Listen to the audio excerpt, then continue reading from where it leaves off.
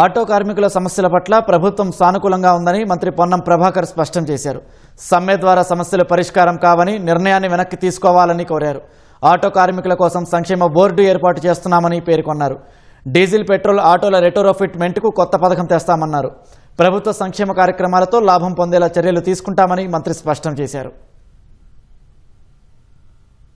Labour సంక్షేమ board కావాలంటే కార్మికుల పక్షాన సెస్ వసూలు కావాల్సి వస్తుంది. దానికి కూడా నేను అన్ని సంఘాలను కోరినా సంక్షేమ బోర్డు వేయడానికి కూడా కేబినెట్ అనుమతి ఇచ్చింది. కాబట్టి ఆ సంక్షేమ బోర్డు కూడా వేస్తామనేటువంటి మాటని నేను సందర్భంగా కోరుతాను. సమ్మె ద్వారా ప్రజలను ఇబ్బంది కలిగేసేటువంటి ప్రయత్నం వద్దు.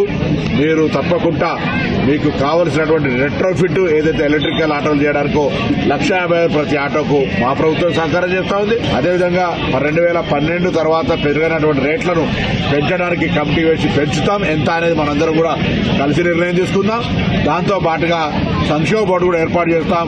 దానికి కూడా విధి విధానాలు నిర్ణయం చేసుకుందాం అనే మాట ఈ సందర్భంగా నేను హైదరాబాద్ లేని ఇక్కడి నుంచే మీ అందరికీ విజ్ఞాపన చేస్తామన్నా. దయచేసి సమ్మె అనేటువంటిది సమస్యకు పరిష్కారం కాదు.